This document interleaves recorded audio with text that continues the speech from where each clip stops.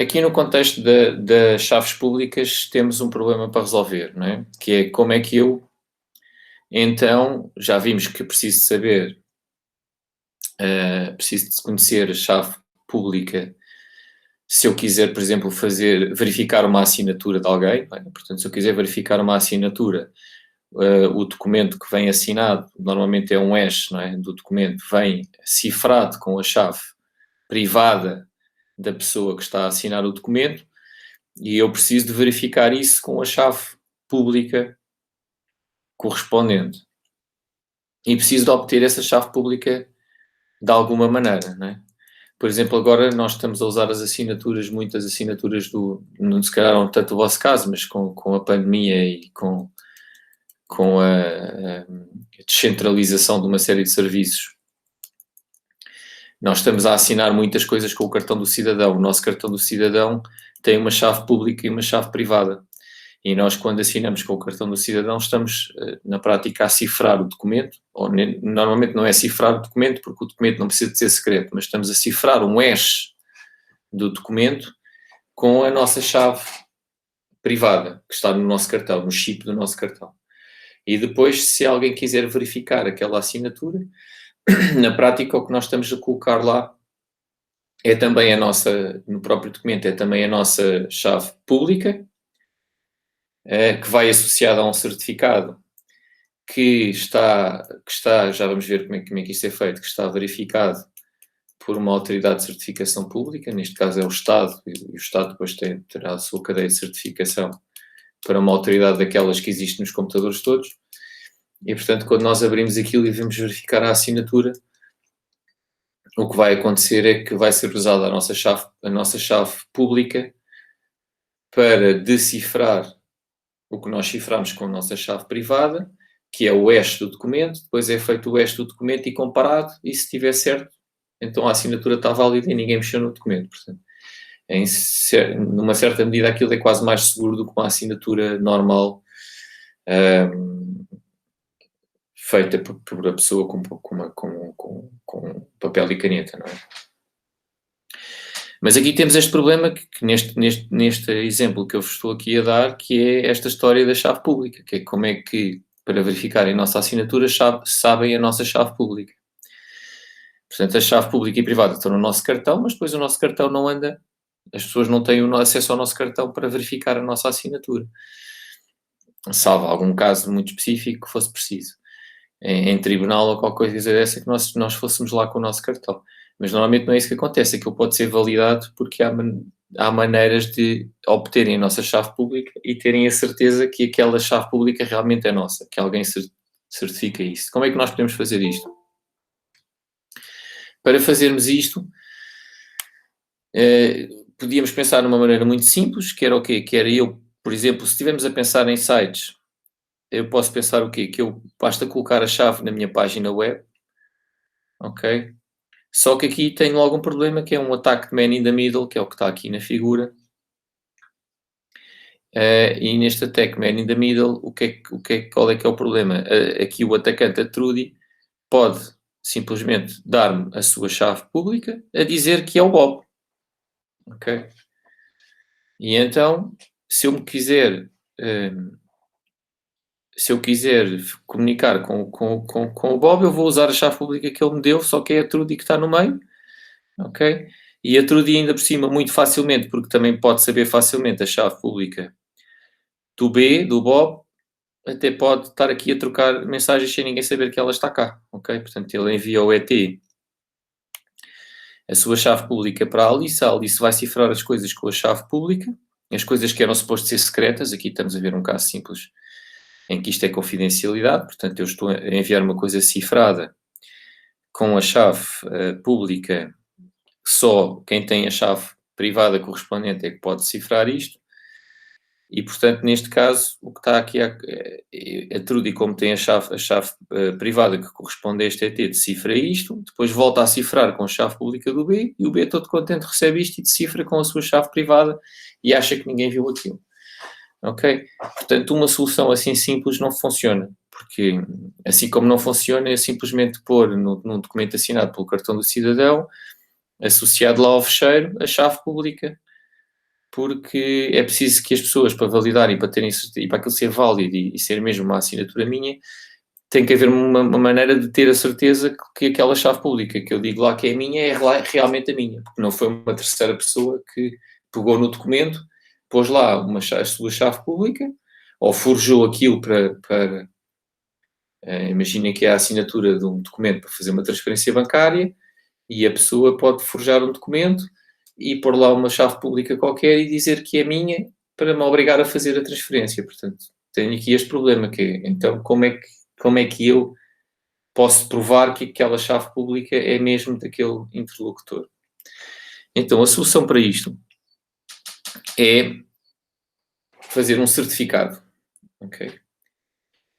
Portanto, este é um bocado irrealizável ter um centro de distribuição de chaves que estivesse disponível 24 horas por dia, ok? E que depois todas as pessoas fossem lá buscar as chaves públicas e todas as pessoas tinham que confiar naquele centro de distribuição, não é? Embora continue a haver aqui a confiança, porque não conseguimos fugir dela, não é? Tem que haver sempre alguém em que nós confiamos que ateste que aquela chave pública pertence àquela entidade, ou àquele interlocutor, ou àquela máquina. Optou-se não por fazer isto de uma maneira centralizada, porque obviamente não ia escalar, mas por fazer isto de uma maneira distribuída, montando uma coisa que se chama uma infraestrutura de chaves públicas, em inglês é PKI, Public Key Infrastructure, que é distribuída e que funciona como, portanto, existem várias autoridades de certificação que vão certificar que uma chave pública pertence a um determinado utilizador. Pode ser um site, pode ser uma pessoa, pode ser um processo num sistema distribuído de software, pode ser N coisas. O que é que o certificado tem? Portanto, estas autoridades de certificação, como é que elas vão certificar que esta chave pública pertence àquela entidade ou àquele utilizador? Então, tem que haver um formato que tenha informação sobre o utilizador, não cifrada, que é para poder ser lida, nomeadamente o nome. Imaginem que é de um site, o nome do site e a chave pública do site. E depois essa informação não cifrada tem que estar assinada pela autoridade de certificação. Ok? E aqui o problema passa para... Agora tenho o mesmo problema, que é como é que eu sei a chave pública da autoridade de certificação para poder validar a assinatura dela. Mantém-se o problema. Só que o problema então está chutado para estas autoridades de certificação e depois eu tenho que confiar nestas autoridades de certificação. Portanto, isto são entidades oficiais, são regulamentadas, têm legislação ao nível dos vários países, legislação mundial até. E o que acontece é que os sistemas operativos, sejam de computadores, telemóveis e tudo o resto que possa usar, ou num sistema que eu vá montar, se for um sistema que eu vá montar qualquer que utilize certificados, pode-se utilizar isto a vários níveis, até quase. Embora isto use criptografia de chave pública e chave privada, que, por exemplo, se estivermos a pensar em dispositivos muito pequenos, não é, que agora existem na internet das coisas, que para usarem este tipo de coisas podem ter algumas dificuldades em termos de processamento, mas eu posso, por exemplo, montar um sistema que não tenha a ver com computadores ou com tablets ou com telefones, mas com outro tipo de dispositivos que eu preciso de autenticar e que comunicam remotamente. Também podem ter os seus certificados e eu também vou ter que ter, pelo menos no servidor onde está a ser autenticado esse device, eu tenho que ter uma autoridade de certificação em quem confio instalada de alguma forma. Ok? Portanto, vai haver um conjunto de certificados, de Certification Authorities, que quem instala o sistema confia, ou no caso dos computadores, são os fabricantes dos sistemas operativos que também confiam naquelas bases, que também têm a ver depois com o país onde nós estamos. Vocês podem configurar isso nos vossos computadores, por exemplo, podem aceder através das configurações de segurança, tanto no Windows como no macOS e como no Linux, vocês conseguem ir ao sítio onde estão os certificados que vocês têm instalados e as entidades de certificação das quais vocês... Porque isto funciona assim. Como é que vocês sabem a chave pública das entidades de certificação em quem confiam? Porque os sistemas operativos já trazem certificados instalados para essas CAs. Portanto, onde já vem o seu a sua chave pública e já vem lá instalado e, portanto, eu confio que aquela chave pública pertence àquela autoridade de certificação. Portanto, chamam-se essas o topo da cadeia e eu tenho que conseguir ir verificando as assinaturas pela cadeia das autoridades de certificação até chegar a uma dessas que já está instalado no meu computador e que eu confio. Ok? Portanto, o que é que acontece aí? Portanto, eu tenho então o certificado. Aqui está escrito assim em textual, não é? Isto obviamente não tem exatamente este formato, que diz, por exemplo, que eu certifico que esta chave pública pertence e depois tem a entidade a que isto pertence. E depois o que é feito? É feito o hash disto, que está em plain text, e isto depois é assinado, ok? Normalmente usando RSA ou um outro algoritmo de criptografia assimétrica, portanto, chave pública, chave privada. Isto é assinado, o hash é assinado então com a chave privada da Certification Authority. Isto garante o quê? Que mais ninguém consegue cifrar isto com esta chave, a não ser aquela Certification Authority. Porque mais ninguém tem acesso a essa chave privada. Ok? E depois garante outra coisa, que é, se alguém chegar aqui e de repente mudar o nome para fazer o que a Turdi estava aqui a fazer, que era produzir um certificado ou substituir a chave dela, não é? Pôr a chave dela em vez da chave original, para me dar aqui a chave ET e eu pensar que era a chave do Bob, portanto ele punha aqui a sua chave e depois aqui dizia que isto pertencia ao site www.millennium.pt do banco, por exemplo, ou de outra coisa do género. E punha lá a sua chave. O que é que acontece? O browser, neste caso estamos a falar do browser, que é quem vai usar isto para fazer a autenticação, vai fazer o quê? Vai buscar a chave pública da Certification Authority, se isto for logo de uma Certification Authority de raiz, que ele confie, vai buscar a chave pública, com a chave pública consegue decifrar este campo. O que é que este campo tem? O hash do que está em cima. Ora, a seguir eu ia fazer o hash, e quando vai fazer o hash disto e comparar com o hash que acabou de retirar de dentro da assinatura, vai ver que os hashes são diferentes. Se os hashes são diferentes, alguém mexeu naquela informação e, portanto, o certificado não é válido. E ele não vai confiar que aquela chave pública pertence àquela pessoa que diz ali. Ok? Se bater certo, então ele tem a garantia que ninguém mexeu naquilo e, portanto, aquela informação é válida. E aquela chave pública pertence mesmo àquela entidade. Ok? Portanto, a chave toda está a isto estar cifrado com uma chave privada que só esta Certification Authority é que tem, de eu depois confiar nisto e ter a sua chave pública, decifrar o hash, ir buscar o conteúdo do hash e comparar com o hash que é feito com isto.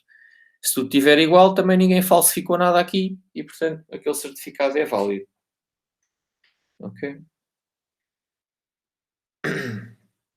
Isto implica que todos os utilizadores têm que conhecer as chaves públicas das autoridades de certificação. Ok? Para isto funcionar. E neste caso a Trudy já não pode mudar, o atacante já não pode mudar, trocar a chave pública que está no certificado pela dela, porque isso vai ser detectado quando forem comparados os hashes. Este certificado pode fazer outras coisas, ou seja, este mecanismo pode ser usado. Tipicamente é usado para associar uma chave pública a um utilizador, mas também pode ser para associar uma chave pública a um atributo. Por exemplo, pertence a alguém que tem mais de 18 anos, e depois eu dou este certificado a alguém, e depois, por exemplo, imagina que era uma loja que vendia álcool, que só pode ser vendida a mais de 18 anos, por exemplo, e o que acontece? Eu mostro este certificado e o que é que isto é feito, o que é que na loja isto podia ser feito eletronicamente. Eu posso cifrar com a chave pública que está no certificado um desafio qualquer, um número aleatório, ok? Eu gero, não digo nada a ninguém, mostra-me lá o teu certificado, eu cifro aquilo com a chave pública que está no certificado e o outro verifica que é aquela pessoa porque conhece a chave privada. E portanto, se tem a chave privada que corresponde àquela chave pública é porque é aquela pessoa. Porque aquilo, neste caso, o certificado não está a identificar ninguém, está a identificar um atributo e quem tiver a chave privada é porque tem aquele atributo. Isto, por exemplo, também pode ser usado em sistemas de software para uma máquina que está a evocar, por exemplo, uma API RESTful, remotamente, com pedido de HTTP, poder ou não, de acordo com o tipo, poder ter que apresentar um certificado para poder aceder àquele recurso. Pronto. Estão a ver aqui, seria este mecanismo, portanto, ele apresenta o certificado, depois aqui alguém gera um desafio qualquer que é externo, envia cifrado com a chave pública e depois ele só consegue entrar se conseguir enviar de volta ao N. E isto quer dizer que se ele consegue enviar de volta ao N, isto quer dizer que ele tem aqui o DA, não é? Porque só com o DA é que ele ia conseguir obter aqui este valor. A norma que isto existe uma estrutura standard para os certificados, que é este X509. Portanto, isto tem um conjunto de atributos. Aqui estão os mais importantes. Vocês têm aqui a versão, normalmente é a versão 3, tem o serial number, este número de série e o nome da Certification Authority identificam este certificado. O serial number pode ser importante porque existe depois um período de validade, ou imaginem que esta AC foi comprometida e perdeu a chave privada. Se perdeu a chave privada, vai ter que inutilizar todos os certificados que foram assinados com a chave pública correspondente. Ok? Porque se ela perdeu a chave privada, qualquer pessoa que tenha a chave privada agora pode assinar coisas e ser verificada com aquela chave pública. Então pode ter que enviar, pode ter que fazer uma lista de certificados revogados que tenham este serial number, não é? O período da validade também tem a ver com isto, que é para prevenir algum problema que haja. Eles normalmente têm um período de validade, não são infinitos. Tem depois a entidade a que a chave é certificada, o subject name, pode ser um site, pode ser um utilizador de um sistema qualquer, várias coisas. Por exemplo, no caso do nosso, nós temos um certificado destes no nosso cartão do cidadão, neste caso o subject name é o nosso nome. Ok? O período de validade, no nosso caso, é o período de validade do cartão do cidadão.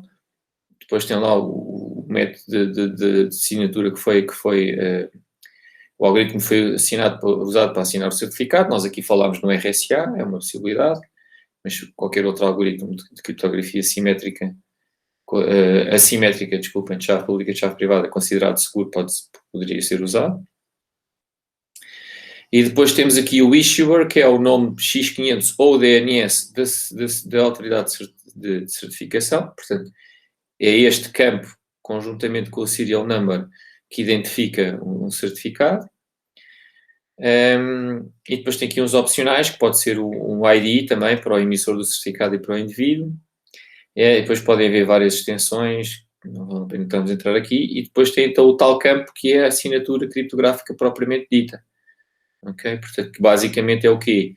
Isto este campo aqui é o hash disto, não é? É o hash disto. Imaginem com o SH2. É o hash disto, não é? Assinado com a chave privada da Certification Authority, não é? Portanto, a assinar isto é o que está aqui, ok? Esta parte de cima.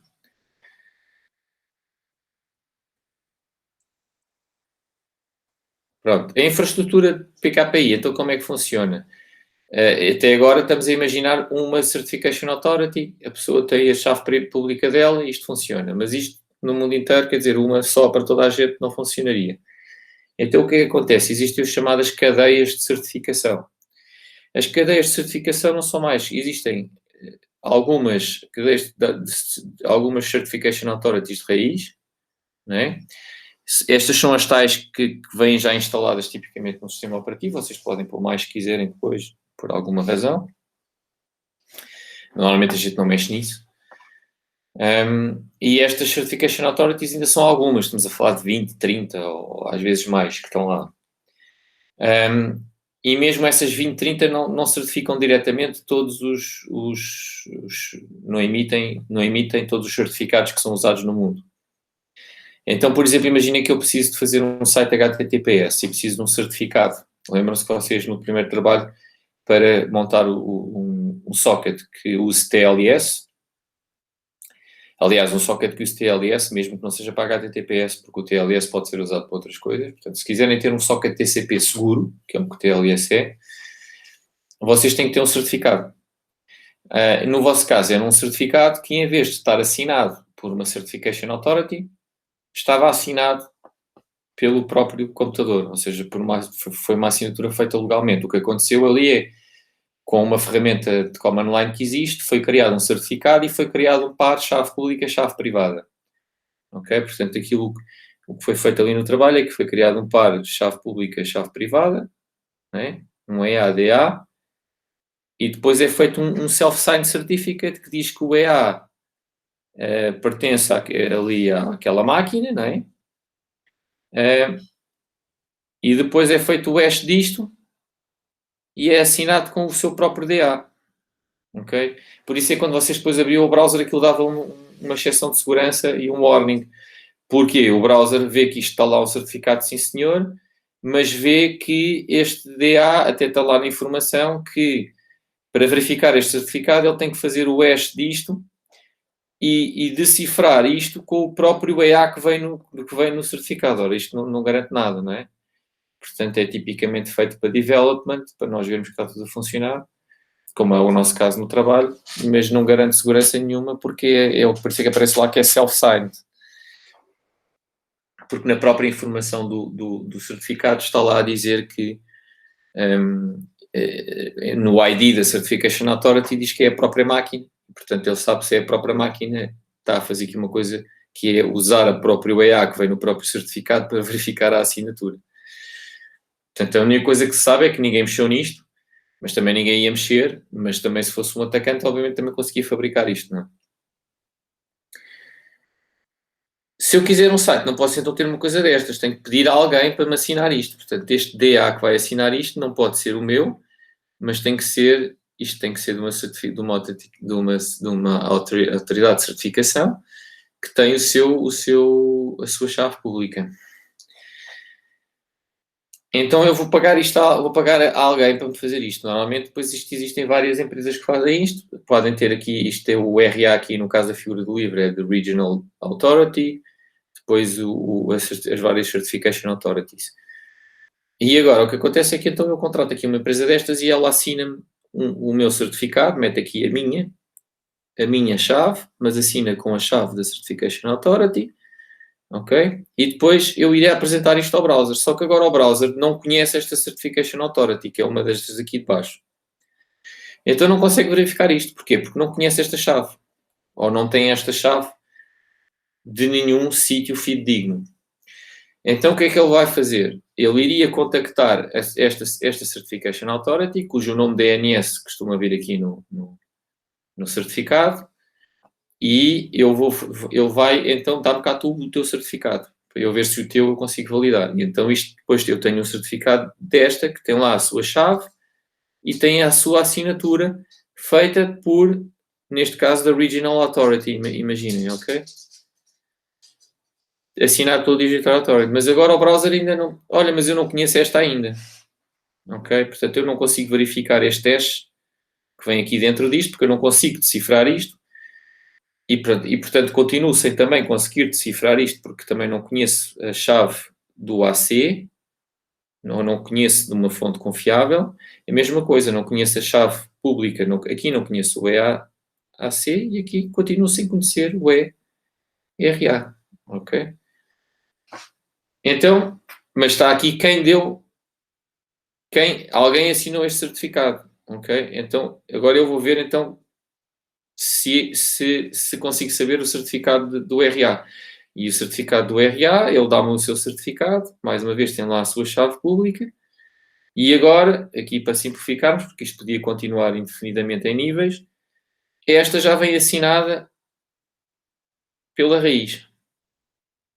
Ok? E eu conheço a chave pública da raiz, porque já vem no meu sistema operativo e eu confio nela.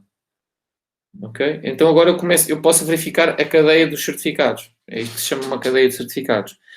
Com esta chave que eu conheço, eu decifro isto, comparo com o hash disto, se estiver tudo certo, então eu passo a confiar nesta chave pública. Então vou usar esta chave pública para tirar o que está aqui dentro, decifrar isto, comparar este hash com isto. Se bater certo, então eu já obtive o EAC e confio nisso. E agora vou usar o EAC, mesma coisa, para decifrar o que está aqui, comparar com o hash disto e se bateu tudo certo. Eu confio que este EA pertence à entidade que aqui está a dizer. Tenho isto tudo verificado. Ok? Portanto, este é o processo. O que é que acontece? Eu aqui estava a descrever que ele dava-me um certificado, eu depois ia ver quem é que tinha certificado aqui e ia contactar, e via quem é que tinha certificado aqui e ia contactar. Normalmente, para acelerar isto, o que é que, por exemplo, um site faz, que tem HTTPS, tem a cadeia toda dos certificados, ou seja, quando eu contrato isto com esta autoridade aqui, a regional, ela dá-me o certificado que ela assinou e depois dá logo o certificado dela, que está assinado pelo RA, e logo o certificado da RA, que está assinado pelo root. Dá-me logo os 3 certificados. E o browser começa no que ele conhece, que ele confia que ele tem a chave que é este aqui de baixo, que ele começa neste, do qual ele conhece a chave pública, e vai verificando. Tira este hash, compara com isto. Está tudo certo, tira esta chave, usa para o de cima, está tudo certo, tira a chave, usa para o de cima, e chegou ao final que está a certificar a chave pública daquele site ou daquele utilizador, daquilo que for. Ok? Portanto, isto tem um nome de cadeia de confiança ou caminho de certificação, e muitas vezes na internet é-nos dado logo tudo. Okay? Em vez de ser apresentado só o local e depois obrigar o outro interlocutor a ir contactar cada uma das autoridades para ir verificando os certificados todos até lá acima. Ok? Mas percebem como é que funciona aqui a cadeia. Portanto, isto começa com uma e depois de uma saca a chave da outra de forma confiável, depois já usa a chave dessa para sacar a seguinte, depois para sacar a seguinte até chegar à chave pública do último, e com a chave pública do último eu verifico que ninguém mexeu naquele certificado e, portanto, aquela chave pública pertence àquele utilizador, e agora passaria para a fase seguinte, que é então usar essa chave pública para alguma coisa. Portanto, aqui só estamos a ver como é que obtemos de forma confiável a chave pública com quem estamos a falar. Ok? Quem é que gera a raiz? Portanto, na prática existem várias raízes.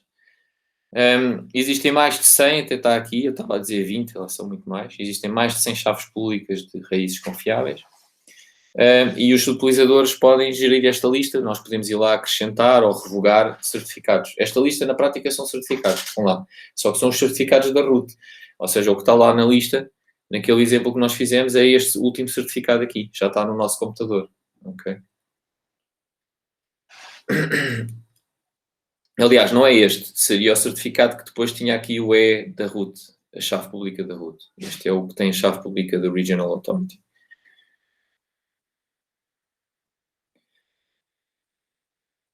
Agora, onde é que se deve guardar este certificado?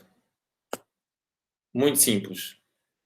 O mais comum é ser o utilizador a guardar. Portanto, se for um site, tipicamente a cadeia de certificados está lá no servidor. Ok? E, portanto, se aquilo são os fecheiros, e são enviados. São enviados ao início de quando começa a negociação do TLS.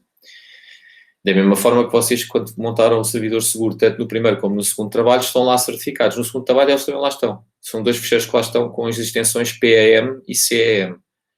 Okay? O PAM são as chaves, o par de chaves públicas e chaves privadas, e o CAM é o certificado. Só que é signed. Mas também lá está o fecheiro. Também se pode usar o serviço DNS para isto. Ok? Há um registro para isto. Eu posso fazer uma query por um resource record para um determinado nome de DNS, e o que aquilo me devolve é o certificado. Okay? Podem haver também, existem servidores, podem usar servidores dedicados, LDAP, que podem fazer pesquisas em que me dão vários certificados de várias entidades, mas o mais comum é mesmo, porque a utilização mais comum que nós temos no dia-a-dia do certificado é no HTTPS nos browsers, ou nas aplicações do Android que depois usem HTTPS por baixo. E aí, tipicamente o servidor, para já é só o servidor que se autentica, normalmente, porque senão o cliente também tinha que ter um certificado. Portanto, na utilização mais normal do HTTPS, quem se está a autenticar é o servidor. Portanto, o cliente tem a certeza que está a falar com aquele servidor, mas o servidor não tem a certeza que está a falar com o cliente, certo? Por isso é que nos bancos depois nos pedem outras formas de autenticação, não é? Com os SMS, com as palavras-passe.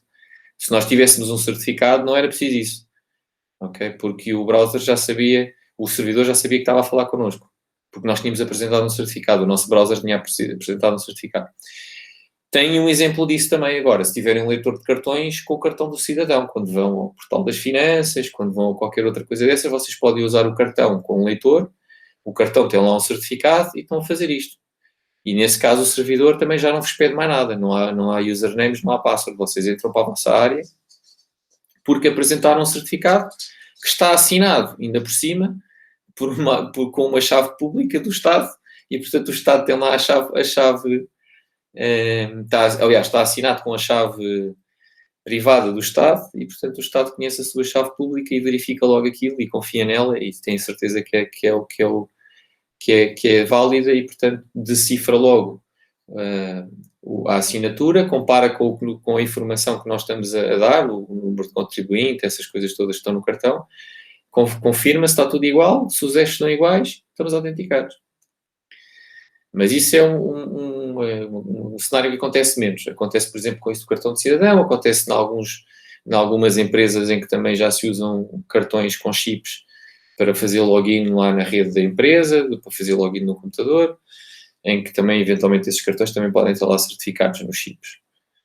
E que, nesse caso, também podem ser assinados lá pela própria empresa, porque o sistema é deles.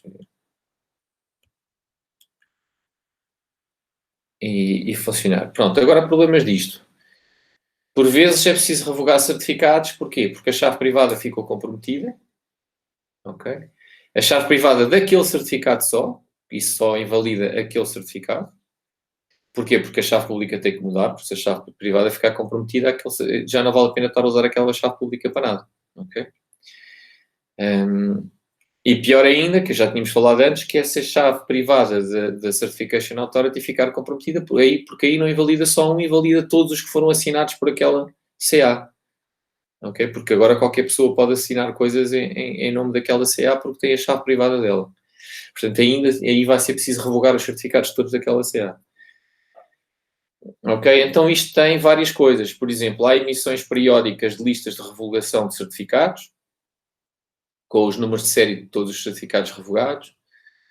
Ok? Essa lista normalmente contém apenas os certificados cuja data de validade ainda não expirou. Os certificados têm uma data de validade também já por causa disto, para depois estas listas não serem enormes. Ok?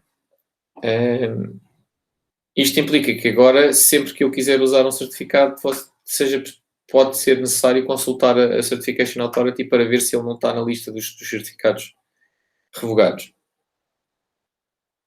Portanto, isto não oferece, mesmo assim, garantias, porque se eu perder uma chave privada, tenho sempre aqui um risco, porque posso estar ali durante algum tempo enquanto não se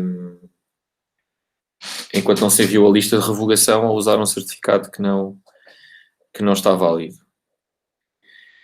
Pronto, agora isto depende de onde é que se guardam as CRLs, depende de onde se guardam os certificados. Se for, portanto, aquilo que acontece naquela utilização típica que nos dão no site a cadeia de certificação toda, eu primeiro vou à root, porque é aquilo que eu conheço, e pergunto à root pelo DRL, e portanto vejo aquele primeiro que está assinado pela root, se ainda está válido ou não. Se tiver, sim. Depois posso ir perguntar à segunda DRL dela, por aí fora.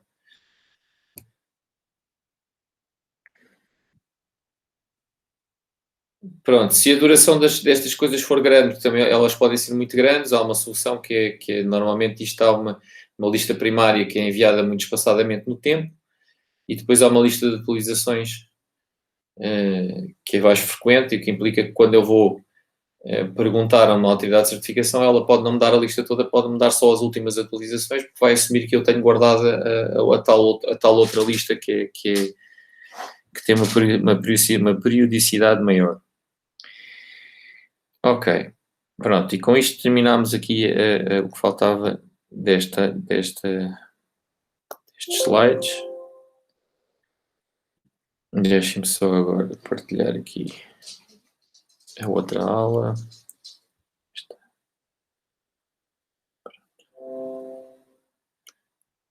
Vamos continuar. Pronto, então até agora, até aqui, já temos muitas ferramentas, já estamos a ficar quase com todas as ferramentas básicas para começarmos a ver agora aplicações disto, em vários cenários. Ok? Portanto, protocolos concretos. Falta-nos uma coisa que, não, por acaso, aqui isto, vamos, como está no livro, falar primeiro agora numas aplicações concretas, nomeadamente o IPsec e o Wi-Fi, porque, como são ao nível rede, não têm a ver com a autenticação ainda, porque ainda nos falta ver uma coisa básica que é a autenticação. Portanto, aqui os certificados já vimos que têm a ver com a autenticação, mas os certificados, como nós estamos a ver aqui, a única coisa que estão a fazer ainda é aprovar que uma chave pública pertence a alguém. Ok? Ou a alguém, ou um determinado atributo, ou determinada coisa. Portanto, é só ainda ter uma chave pública associada a uma coisa, de forma confiável. Óbvio que isto depois vai servir para fazer a autenticação, até porque eu já vos disse no HTTPS, isto serve para nós sabermos que estamos a falar com o servidor correto. Como é que vamos fazer isso? Ainda falta, porque não é só por eu saber que aquilo tem aquela chave pública que eu depois sei que estou a falar com ele. Mas há uma maneira muito simples, que era aquele exemplo que nós demos de se fosse o certificado para comprar alguma coisa, não é? Numa loja, em que nos dava o desafio, não é? E, portanto, a autenticação com chave pública e chave privada vai estar aqui baseada nesta ideia de enviar qualquer coisa cifrada com a chave pública, ok? A quem eu quero que se autentique, depois essa pessoa envia-me com a chave uma coisa cifrada, aliás, com a chave pública, e depois ela tem que conseguir decifrar, que assim prova que tem a chave pública correspondente, a chave privada correspondente, e assim eu sei que estou a falar com aquela pessoa. Ok? Mas isso é um outro passo que depois veremos, que é a maneira mais simples de fazer autenticação, embora nem sempre se use esta autenticação, porque obriga a ter certificados, etc. Portanto, ainda falta esse building block, que é o da autenticação, mas vamos já começar a ver alguns exemplos, porque são protocolos que não precisam da parte da autenticação, porque não são ao nível de aplicação, né? Porque normalmente a autenticação é necessária ao nível de aplicação. Portanto, no livro eles falam aqui um bocadinho antes de irem para a parte da autenticação, falam aqui da parte da segurança na rede. E nós aqui vamos seguir só porque sim, porque também vai um bocado ao mesmo. Ok, portanto, criptografia simétrica, criptografia assimétrica, hash. Com hash posso fazer assinaturas, e com hash e criptografia simétrica, aliás, com hash e com criptografia de chave pública e chave privada, posso fazer certificados, ok? Para garantir, obter de forma confiável as chaves públicas. Vamos então agora começar a ver segurança em termos concretos em protocolos. Que basicamente é usar agora isto que nós vimos para trás. Portanto, vamos começar pelo IPsec. O IPsec existiu durante bastante tempo sem segurança, só em 1998 é que foi introduzido. E houve alguma discussão, porquê? Porque havia as pessoas que diziam que a segurança, para ser a sério, mais vale tem que ser end-to-end, ou seja, tinha que ser ao nível de aplicação. Portanto, mais vale deixar o nível rede sem segurança. Depois havia a outra view, que era muitos utilizadores não sabem usar segurança, portanto é preferível a rede fornecer segurança transparentemente. Pomos segurança ao nível que se consegue dar. Por exemplo, ao nível rede, obviamente não conseguem autenticar o utilizador final, conseguem autenticar máquinas, não é? Que estão a falar umas com outras da IP. E então acabou por se definir o IPsec o IPsec até depois apareceu mais em força, ou foi mais definido quando foi o IPv6, porque quando se fez a redefinição para o IPv6, definiu-se que em IPv6 era obrigatório ter o cabeçalho IPsec, e em IPv6 é obrigatório ter o cabeçalho IPsec. O que pode acontecer é que posso ter o algoritmo nulo se não quiser ter segurança, e posso ter tráfego que não é cifrado, embora tenha lá sempre o cabeçalho do IPsec. E, portanto, a partir daí, depois também esse cabeçalho também foi definido para o IPv4, e passou a existir o IPsec, e o IPsec até tem uma utilização bastante comum, que agora está na berra, né, com a história do trabalho remoto, que é ser utilizado para, por exemplo, trabalhadores trabalharem de casa ligados através da internet à rede das suas empresas, não é? E depois acabam por estar a aceder à internet através da rede da empresa e estão a usar a internet para se ligar de casa à rede da empresa.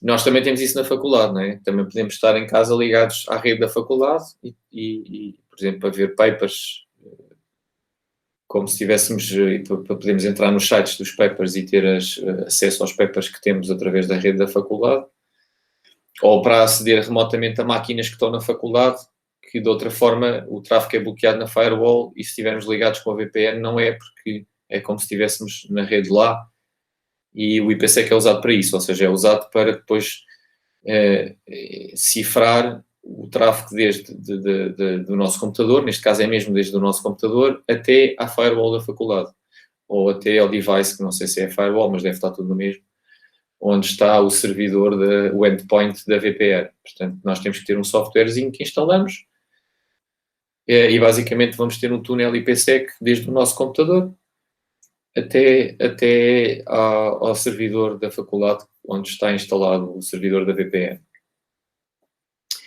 E, portanto, hoje o IPsec acaba por ter muito essa utilização. Ao nível da rede mesma, não faço ideia se é muito utilizado ou não, mas tenho a ideia que não. Daquilo que eu sei, acho que não é muito utilizado, ou seja, a maior parte das redes comerciais não usa o IPsec para cifrar coisas. Porquê? Porque a maior parte do tráfego dos utilizadores que é sensível é cifrado ao nível da aplicação. Mas o IPsec no modo tunneling é muito usado para este cenário das VPNs hoje em dia, embora existam outras alternativas, nomeadamente há um protocolo que é o OpenVPN, que basicamente não faz isto ao nível do IP, ou seja, faz a mesma funcionalidade, ou seja, permite que eu me ligue o meu computador, e depois aquelas VPNs que nós podemos comprar, da NordVPN, ExpressVPN, estou-me a lembrar assim de algumas, que são serviços de VPN que vendem isso, ou seja, em que nós nos podemos ligar a servidores que eles têm pelo mundo inteiro, numa ligação cifrada, e que depois faz parecer que o tráfego, depois para o destinatário final do nosso tráfego, faz parecer que nós estamos na rede deles e não na nossa rede do nosso ISP. Portanto, aí também pode ser usado IPsec ou não, depende dos serviços. No caso do OpenVPN, aquilo usa TLS, que nós depois também vamos ver o que é, mas já falámos várias vezes, que é outra vez o protocolo que é usado no HTTPS, e portanto, nesse caso é feito ao nível da aplicação, ou seja, é uma aplicação que nós temos no nosso computador que está ligada a uma aplicação que está num servidor na outra ponta da empresa, da faculdade, seja do que for, da VPN onde eu me quero ligar, e aí estou a fazer em cima do TCP, em TLS. E existe a hipótese também de fazer em IPsec, que é ao nível rede. Portanto, aí o tráfego sai em IP normal do nosso computador, os routers todos pelo caminho vêm o cabeçalho IP de fora, fazem o encaminhamento normal, e depois vai o outro pacote lá dentro que está todo cifrado, e só quando chega ao outro lado é que eu tiro o cabeçalho de fora, decifro o pacote e depois olho para o pacote que está dentro e encaminho aquilo para onde for. Ora, então já vimos que isto tem estes dois modos, que é o modo de transporte e o modo de tunneling. Ok? Suporta vários serviços, confidencialidade, integridade dos dados e proteção contra ataques de repetição. Depois, isto é um algoritmo, é independente do algoritmo de cifra, ou seja, podem ser usados vários algoritmos de cifra. Pode ser usado AES, podia ser usado 10, agora caiu em desuso, ou triple 10, Swordfish, que é outra que existe, ou Ideia, qualquer uma dessas cifras simétricas. Para cifrar dados são sempre cifras simétricas. Porquê? Porque cifrar com chave pública e chave privada é muito lento e depois atrasaria imenso o tráfego, não é? Pode ser aplicado a ligações individuais, portanto, por exemplo, entre dois routers, ok? Ou então entre dois end hosts. Tem que haver dois pontos que são identificados por um IP, ok? São os dois interlocutores da ligação IPsec.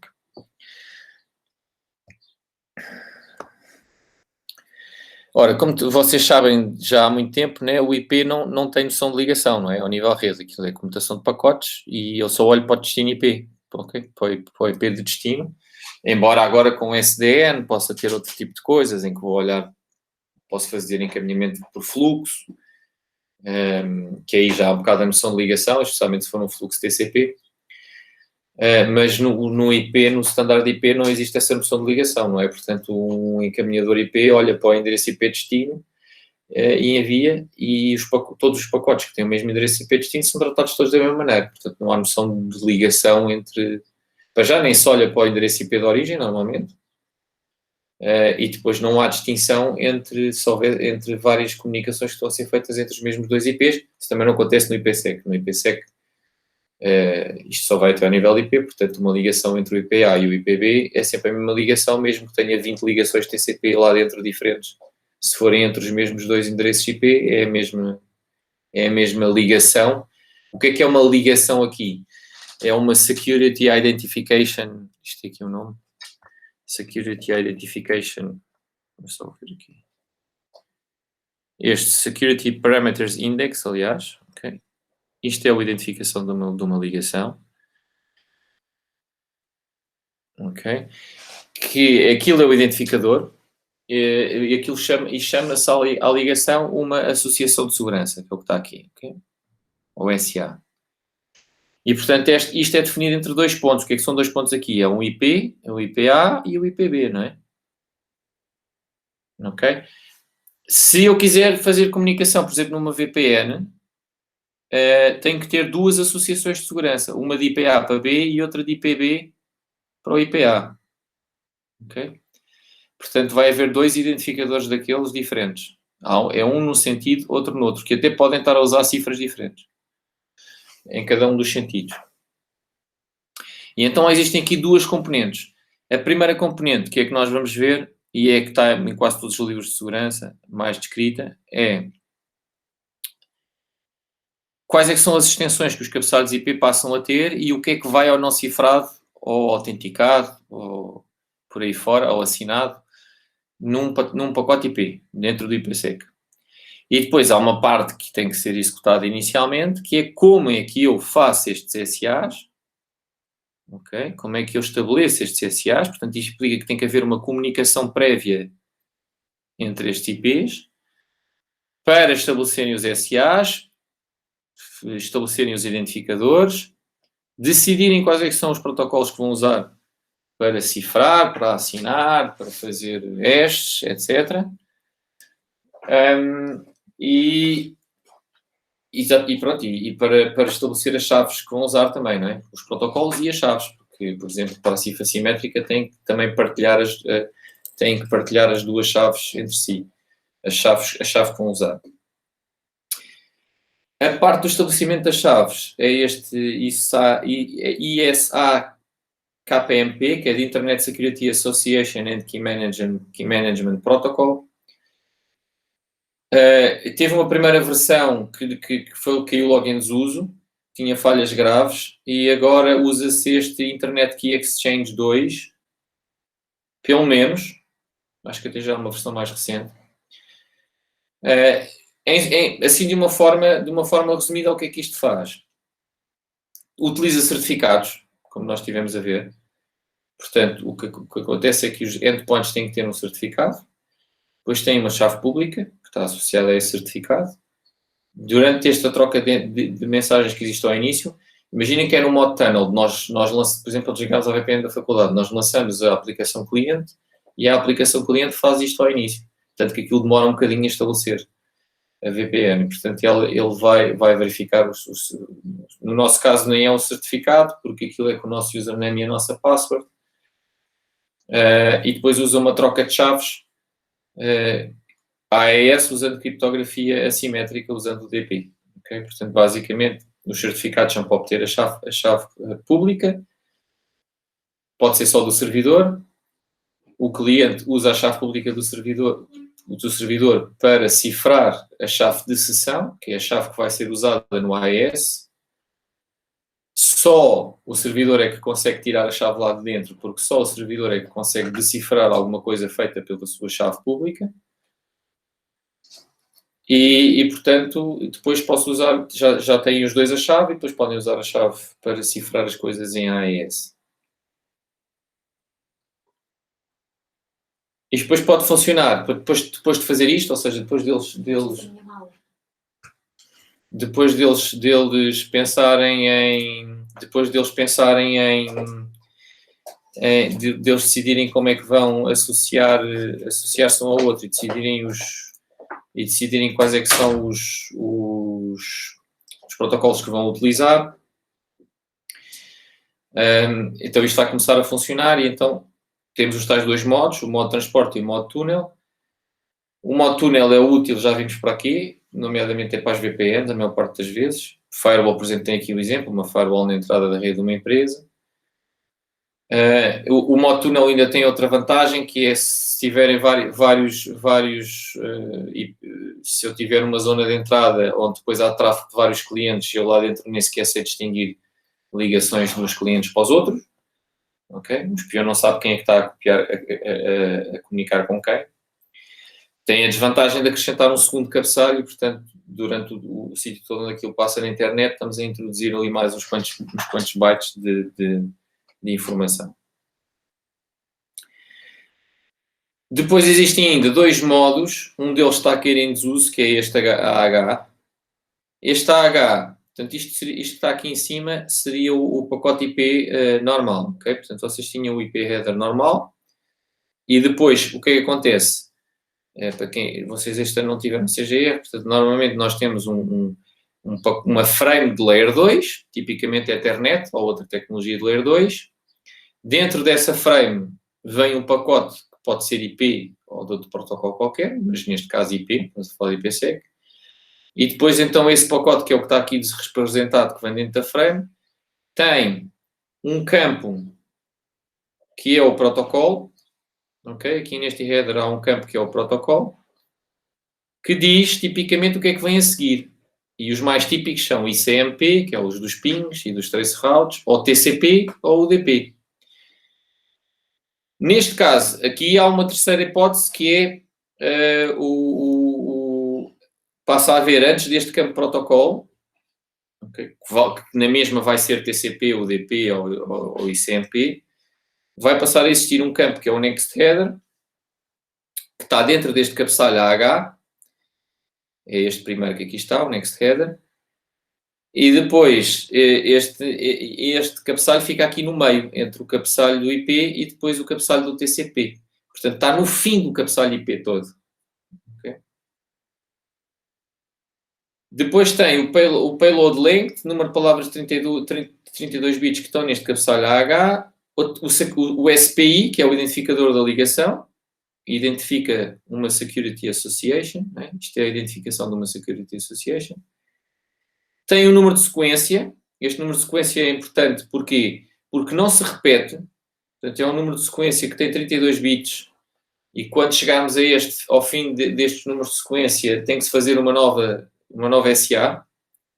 Ok? Isto para garantir que não há ataques de repetição, ou seja, ninguém pode pôr ali um pacote repetido a ser enviado outra vez, porque este número de sequência aumenta sempre. E depois vai um Authentication Data, que às vezes também se chama HMAC. O que é isto do HMAC? É parecido com as assinaturas, só que não é para documentos, nem para verificar que um texto está certo, como no caso do certificado. É para verificar que ninguém mexeu aqui numa determinada coisa. Como é que eram as assinaturas que nós tivemos até agora? Eram eram feitos com uma chave privada e depois tinham um digest de qualquer coisa. ok? Neste caso, este qualquer coisa seria isto tudo, estão a ver? Isto tudo. Este P seria isto tudo, que é a mensagem toda. O cabeçalho IP, o cabeçalho AH, o cabeçalho TCP e o payload. TCP ou UDP. E o payload, ok? Portanto, isto seria o hash disto tudo assinado pela chave privada. O que acontece aqui? Isto é super lento. Eu não posso fazer isto para todos os pacotes. Porquê? Porque cifrar uma coisa com a chave privada é lento. Ok? Implica fazer aquela conta toda dos números primos e é muito lento. E aqui estamos a falar em wire speed, eu quero conseguir enviar isto a gigabits por segundo.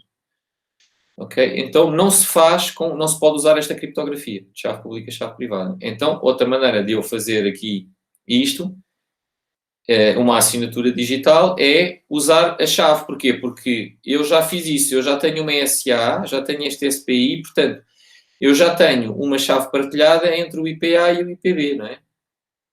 Portanto, entre estes dois IPs já existe uma chave KPS partilhada. Então, aqui isto vai assinado não com o DA, mas com o KPS. Mas também, para ser mais rápido, eu não faço o hash e depois assino. Ou seja, eu não faço KPS do hash daquela coisa toda. Okay? O que eu vou fazer é o que está aqui. Eu vou somar o KPS ao pacote, porque assim não preciso de fazer a cifra, e depois faço o hash disso tudo.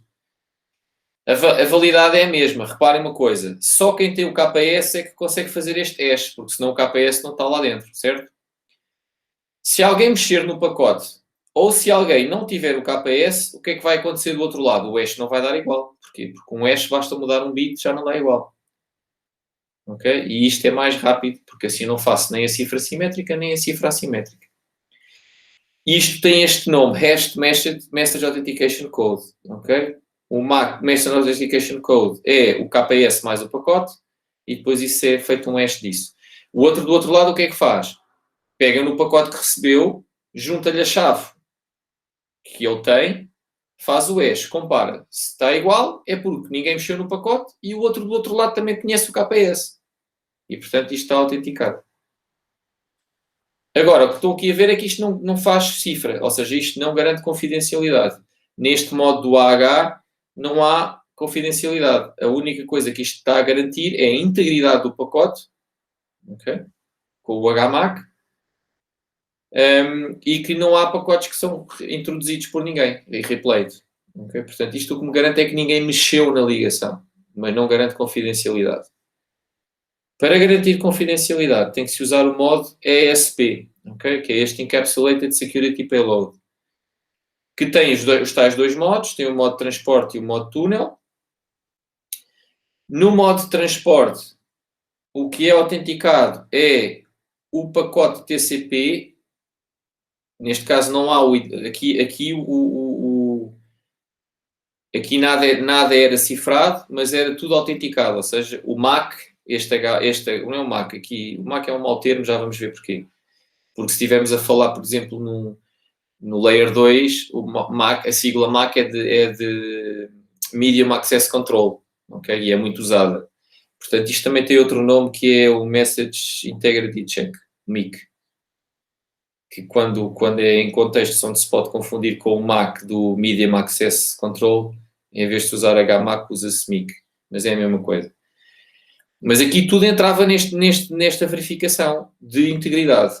Não de confidencialidade, mas nesta verificação de integridade, o próprio IP header também entrava. No caso do ESP, não. Portanto, o que entra na verificação de aqui o que está a dizer a autenticação é a integridade, ok? Portanto, quer dizer que é integridade e que foi enviado pelo interlocutor, porque também lá tem a parte do KPS. Portanto, integridade, porque é feito o hash e portanto, ninguém mexeu na mensagem, ninguém mexeu nestes campos. E segundo, foi enviado pelo outro ponto, porque só o outro ponto é que também tem o KPS. Okay. Portanto, aqui o que é feito o hash? É feito o hash do ESP header, do TCP header e do payload mais o padding. O que é cifrado? Só o cabeçalho que vai dentro do pacote IP. Só o pacote de nível transporte que vai dentro do pacote IP. Seja TCP, seja UDP. Ok? Este Authentication, que é o HMAC, é exatamente a mesma coisa. É um hash da mensagem mais do KPS. Okay?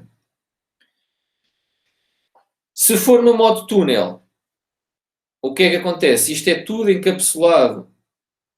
Até aqui é tudo encapsulado. E neste caso, vai tudo cifrado até inclusive o cabeçalho IP original. Ok? Em termos de hash, é feito também o hash como antes, incluindo o ESP, o cabeçalho ESP, e depois é acrescentado um novo cabeçalho IP, que agora tem o destino, não o destino final, mas o destino da outra ponta do túnel. Ok? O que é que o cabeçalho ESP tem lá dentro? Tem outra vez o SPI, que é o identificador da Security Association. Tem outra vez o sequence number, que é outra vez os tais 32 bits que não se repetem. Quando chegam ao fim, mesma coisa do caso do AH, quando chega ao fim, o que acontece é que tem que se fazer a Security Association outra vez. E tem um vetor de inicialização, que é usado para a cifra, porque isto depois vai usar uma stream cipher. Lembram-se do stream cipher? Tem um vetor de inicialização e depois vai cifrando esse vetor de inicialização para ir produzindo uma stream de bits que depois é feito o shore com os dados. Porquê é que aqui o hash é feito no fim? Que é para o hash poder ir sendo calculado à medida que os bits do pacote vão chegando. É só para ser mais eficiente, porque senão, no outro caso não era. No outro caso, o HMAC vai dentro deste cabeçalho, o que quer dizer que eu primeiro tenho que receber isto tudo e pôr num buffer, para depois calcular o hash e depois pôr neste cabeçalho. Aqui não é preciso fazer isso, eu vou fazendo logo o hash porque só vou pôr o HMAC no fim. Portanto, aqui o HMAC, em vez de estar dentro do cabeçalho ESP, não, está no fim de tudo, para ser mais eficiente. Ok? Especialmente se for implementado em hardware, que é o que acontece muitas vezes no IPsec. No IPsec, não no modo tunnel das VPNs, aí é software tipicamente. Quer dizer, pode não ser, por exemplo, a faculdade pode ter uma firewall, e deve ter, porque aquilo é, o nosso software que nós usamos é da Checkpoint, e a Checkpoint é um grande fabricante de firewalls, portanto, provavelmente o servidor da VPN, ou seja, ao qual o nosso cliente que nós pomos a executar no nosso computador se liga, deve ser um device que é provavelmente também a firewall da faculdade e que pode até ter isto implementado em hardware, ou seja, a parte de cifra no nosso computador vai ser feita em software, mas lá até provavelmente é feito em hardware, até pode ser feito em hardware. Portanto, isto faz tudo o que o AH faz. Porquê? Porque também tem a parte do HMAC e, para além disso, cifra o pacote TCP ou, no caso do túnel, o pacote todo original. E é mais eficiente até por ter o cálculo do hash no fim. O AH, em princípio, deve ser abandonado no futuro. Existe, no entanto, um senão, que isto é usado no mundo inteiro e nós temos países que não permitem, nomeadamente a Coreia do Norte, a China e outros, onde é proibido o tráfego IP ser cifrado. Okay? E, portanto, aí não se pode usar, se quiserem usar IPsec, têm que usar só o AH. Não podem usar aqui o ESP. Depois temos aqui as firewalls, que basicamente, aqui vamos falar aqui muito rapidamente em duas ou três coisas, que têm a ver com uma questão, né, que nós, já vem desde o início das redes, que é ter coisas diretamente ligadas à internet expõem esses computadores ou servidores, ou seja que device for, a toda a gente que está ligada à internet no mundo inteiro, não é? E, portanto, aí temos problemas, que é um problema logo de segurança, que é o acesso à informação. Eu posso ter informação e não quero que ninguém chegue ali. E o outro ainda mais grave nesse caso, que é mais a colocação de informação errónea, né? Vírus, ransomware, malware, etc. Uma das maneiras mais comuns de proteger redes de empresas, e mesmo na nossa casa nós também temos, até os sistemas operativos têm isto, é o conceito da firewall. A firewall pode ser feita em software, pode ser um device caríssimo feito em hardware, que depois pode atuar a vários níveis e de várias maneiras e ter vários impactos depois também na velocidade da rede. Portanto, o que é uma firewall? É em qualquer ponto onde eu possa estabelecer uma fronteira de entrada, saída, posterior, e em que eu vou inspecionar o tráfego que passa lá. E depois vou ter regras para o tráfego que pode passar e para o tráfego que não pode passar. No cenário típico de uma rede, que não é aqui só a nossa rede de casa, a firewall normalmente tem umas regras mais soft para uma zona que é chamada a zona demilitarized, que é onde estão máquinas que têm que ser acedidas através da internet, por exemplo, o webmail e o e-mail e o web server e outras coisas, que têm que ser acedidas pela internet, e depois tem uma zona que já não tem que ser acedida pela internet, e a firewall depois a partir daí vai ser muito mais agressiva daqui para aqui, não é? E vai filtrar muito mais coisas. Aqui normalmente também existe aqui um certo nível de firewalling. Por exemplo, se eu tivesse só estes dois, eu também posso na mesma filtrar aqui todo o tráfego que não seja para o Porto 80 ou para o 4043, que é o do HTTPS, e que não seja para o Porto 25, que é o do SMTP. Não é? E, portanto, tudo o que vá para ali que não seja destes 3 portos é bloqueado. As regras de filtragem, então, podem ser stateless, ou seja, não terem nada a ver com o estado da ligação, que é este exemplo que eu dei, que é filtrar só pelo endereço IP, pelo porto, e permitir ou não permitir. Ou, já existem também muitas que fazem isto, stateless. O que é que são stateless? Quer dizer que elas mantêm tabelas sobre as várias ligações que passam lá e, por exemplo, pode deixar passar uma ligação para um porto X se ele fizer parte de uma determinada historial de pacotes que já veio para trás e se não, não deixar passar. Isto é muito mais complicado, seja em software, seja em hardware. Estamos a falar, por exemplo, um computador dentro da zona da firewall iniciar uma ligação qualquer. Isto aqui, guardar estado sobre isto, sobre a aplicação que ele está a usar, e depois, quando recebe respostas, mesmo que seja para portos que estão proibidos, deixar passar porque é uma resposta a esta comunicação. Portanto, isto implica guardar aqui estado, muitas vezes muito estado, implica ter tabelas, implica ter mecanismos eficientes de busca nessas tabelas, mas existem firewalls caríssimas e que fazem este tipo de coisas, até em hardware e não sei o quê. Agora,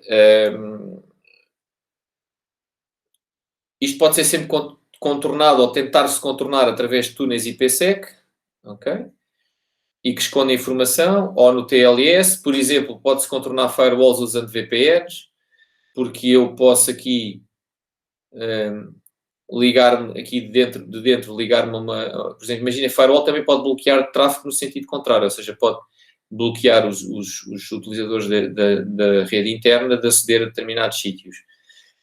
A questão é que se a ligação à VPN for feita por um sítio que é permitido aqui, a firewall não sabe que o tráfego que lá dentro depois vai para outro sítio. A única coisa que ela vê aqui é o cabeçalho de fora do túnel e, portanto, acha que aquilo vai para aquele IP, para aquele porto, e aquilo é permitido, e então vai. Outro problema que as firewalls têm é que não são eficazes, ou não têm maneira de ser eficazes contra ataques do tipo de denial of service ou distributed denial of service, especialmente nas filtragens em estado de ligação. Porque um atacante pode pôr-se a fazer montes de coisas que sabe que são proibidas, mas só para inundar a firewall e tornar aquilo super lento para os utilizadores. Para ver se aquilo chega a um ponto em que os utilizadores não conseguem utilizar a rede e alguém vai acabar por desligar a firewall porque não está a conseguir utilizar a rede.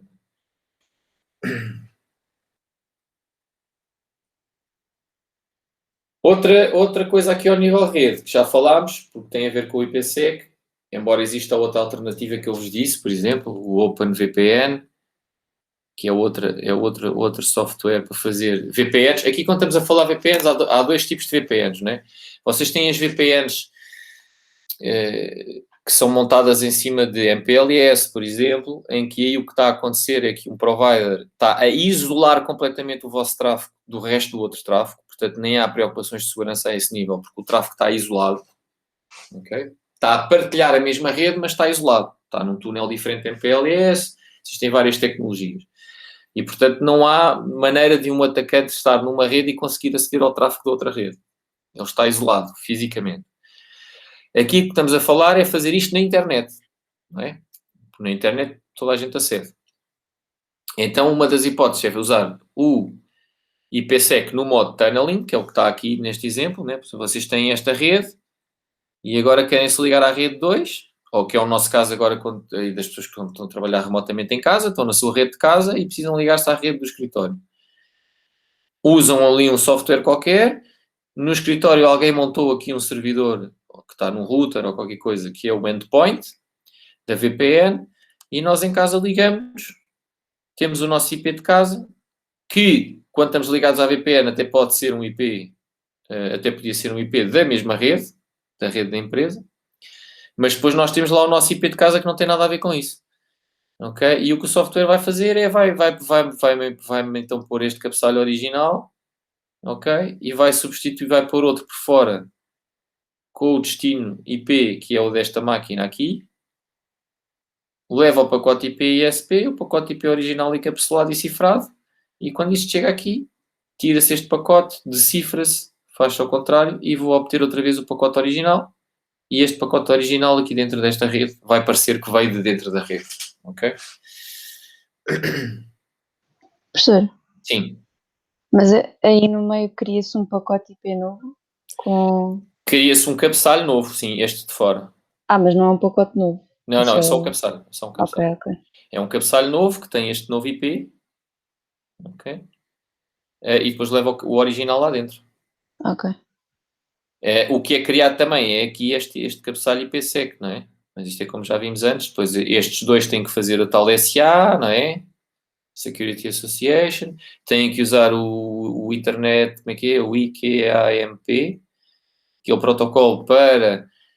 que ao início eles comunicam por IP normal para fazer isto. Normalmente usam o DP, ok? E comunicam, sabem o IP um do outro. Usam este protocolo para definir a security, o SID, não é? O identificador. Que protocolos é que vão usar? Se vão usar AES, se vão usar o que for. Normalmente é AES e aquilo usa o Stream Cipher Mode. E depois é feita aqui, entra aqui, é acrescentado este cabeçalho, é feita a cifra e é acrescentado o cabeçalho IPsec. E depois do outro lado é retirado outra vez este cabeçalho, vou buscar isto outra vez, decifro e depois mando o pacote normal para dentro, que já nem sequer vai cifrado nem nada. E portanto isto é o que agora toda a gente tem que usar de alguma forma com esta história do trabalho remoto, não é? Até porque aí muita gente está a trabalhar em casa e depois, por exemplo, não consegue aceder. Eu tenho uma aluna de doutoramento que trabalha na Nokia e que em casa não consigo, por exemplo, falar com ela com o Discord porque ela usa o trabalho o portátil da Nokia e normalmente está ligada à VPN da Nokia e na VPN da Nokia. Aquilo é como se estivesse dentro da rede da Nokia e não consegue aceder ao Discord porque depois a firewall lá está a bloquear o tráfego para o Discord. E todo o tráfego dela vai até este router aqui, estão a perceber? E depois deste router aqui, lá dentro é que vai para a internet. Como aqui for, que normalmente há de ter aqui depois uma firewall com as regras deles.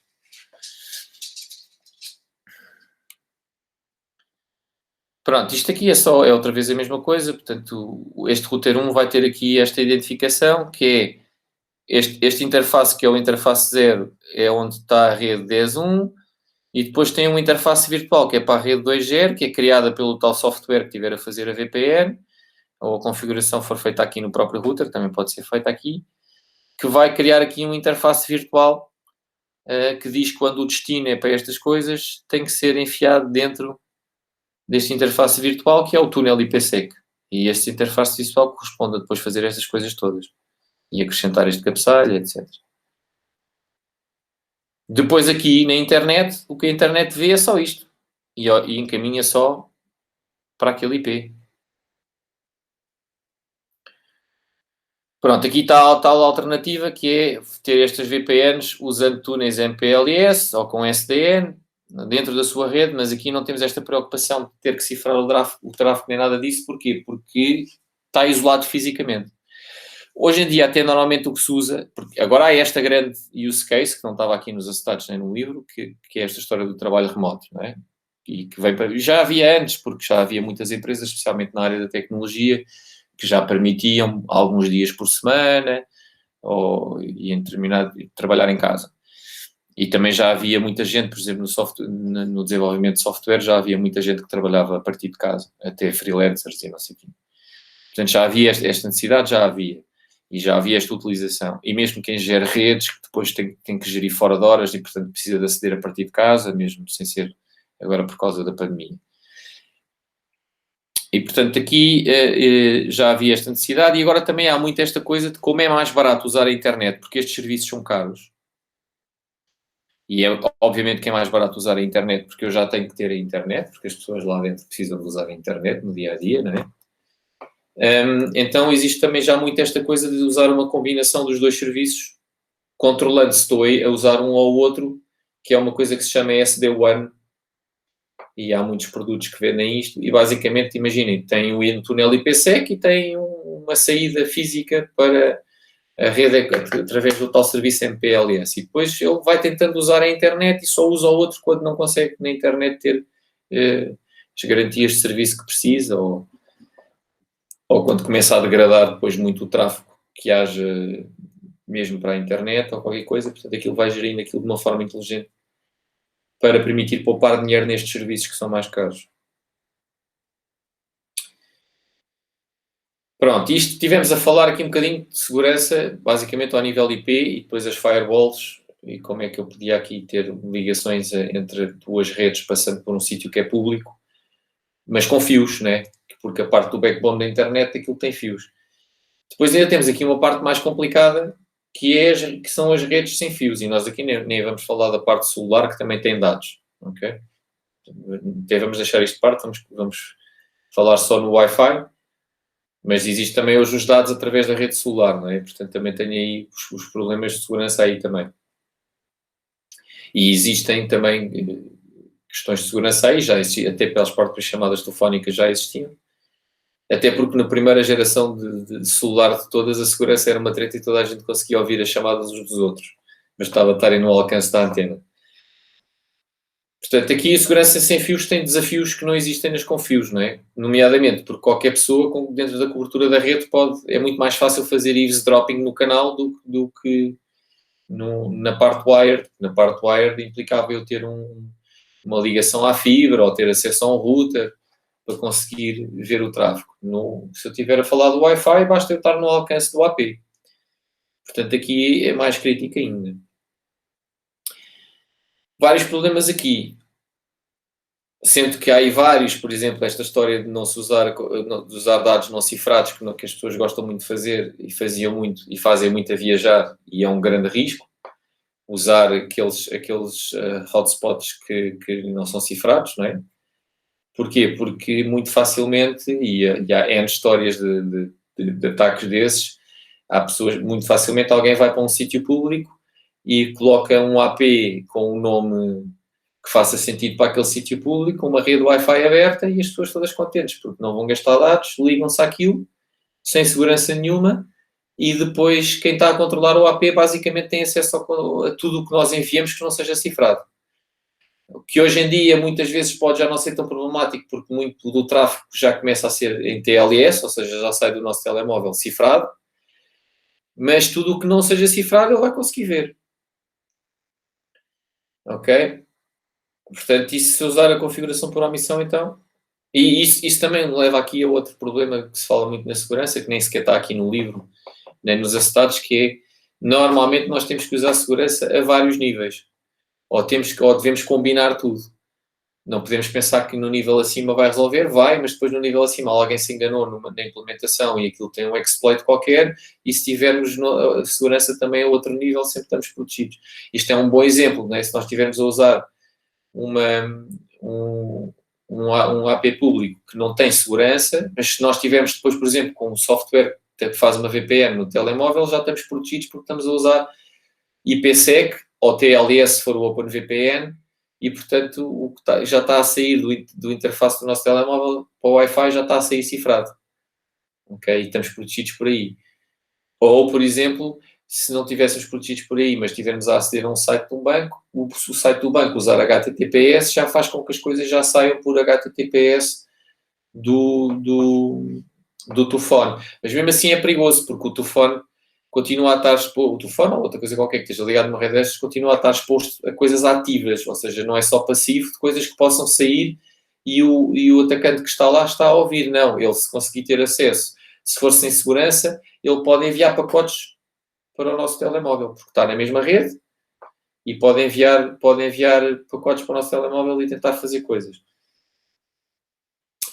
Ok?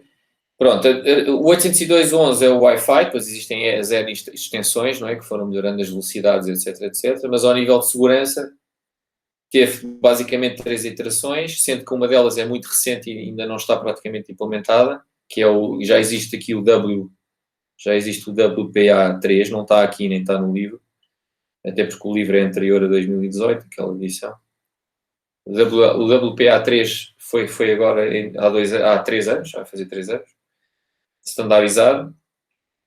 Normalmente muita gente ainda está a usar este WPA2, que é do Wi-Fi Protected Access 2. O WPA foi a primeira versão, já quase ninguém usa, porque já há muito tempo que é considerado inseguro. E houve uma primeira de todas, que foi o Wired Equivalence Privacy, que é uma história de insucesso destas coisas,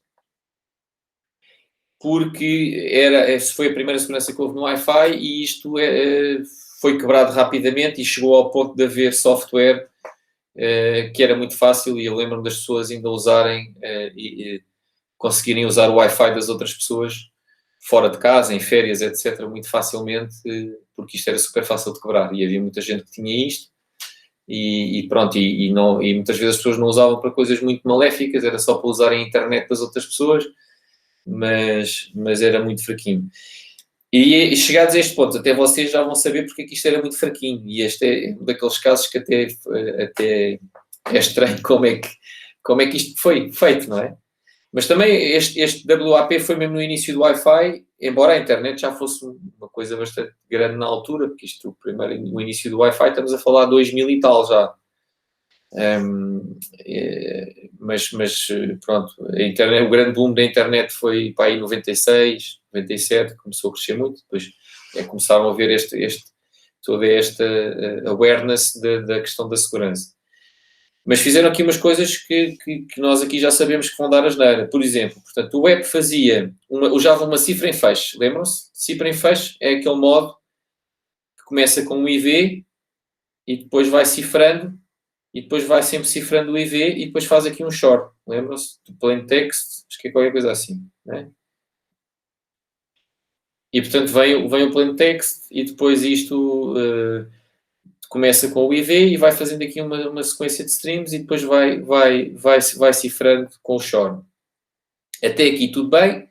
Qual é que era o problema de uma cifra em fecho, se vocês lembrarem da semana passada? É usar 2 vezes a mesma chave. Isto depende aqui da chave, não é? Este encryption depende aqui da chave. Usando a mesma chave e o mesmo IV, o que é que vai acontecer? Estes bits vão ser iguais, certo? E se eu fizer se eu tiver um A short com o mesmo key e um B short com o mesmo key, não é? Se eu depois fizer o short destas duas coisas, isto vai dar o short, vai dar o short de A com B, lembram-se?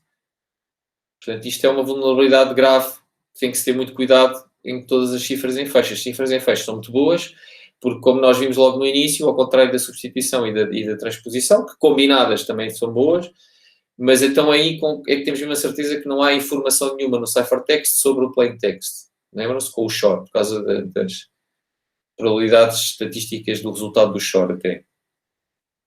Portanto, esta maneira de usar a cifra, não para cifrar diretamente o P, mas para fazer uma keystream, para fazer o short, em si só não tem nada de mal, é até porreira, mas é preciso cuidado com o IV e com a key. Ok? E, portanto, o WAP tinha um dos problemas que tinha logo era a geração de IVs era horrível e gerava várias vezes o mesmo IV. Portanto, logo aí temos um problema. Depois, começou por usar o RC4, que era uma cifra simétrica, ok? Que existia. O próprio RC4, logo em 2001, foi considerado não seguro, porque havia um ataque que conseguia descobrir chaves com um conjunto de número baixo de tentativas, ok? Portanto, não obrigava a fazer procuras exaustiva. Isto, aliado ao facto de eu usar IVs repetidos, ia dar o quê? Que facilmente era fácil obteres aqui keystreams iguais. Okay? Porque era relativamente fácil descobrir esta aqui e os IVs eram muitas vezes repetidos. E isto fazia com que fosse fácil obter aqui uma keystream igual e depois obter aqui o ataque de reutilização de feixe e obter dois A's. O A vezes o B, depois estava para conseguir obter as duas mensagens. Outro problema gravíssimo que isto tinha é que utilizava para fazer o hashing, ou seja, para fazer a integridade, em vez de usar uma função dash a sério, usava um CRC. Ok? Vocês sabem o que é um CRC, se lembrarem da ST, e depois não sei se em RIT1 também falam disto, outra vez, que é um código de correção de erros. Ok? E o código de correção de erros que tem uma propriedade que é muito fácil encontrar duas mensagens que dão o mesmo CRC. Ora, como nós vimos na aula passada, se eu tenho muito facilmente duas coisas diferentes que dão um CRC igual, isto quer dizer que o CRC nunca pode ser usado para um hash, não é? Fora ser apenas 32 bits, o que 32 bits também, mesmo que isto fosse uma função dash boa, só tem um espaço de 2 levantado a 32, o que quer dizer que o ataque do dia de anos permite fazer um ataque de força bruta a isto, com 2 levantado a 16 tentativas, que também não é nada de especial.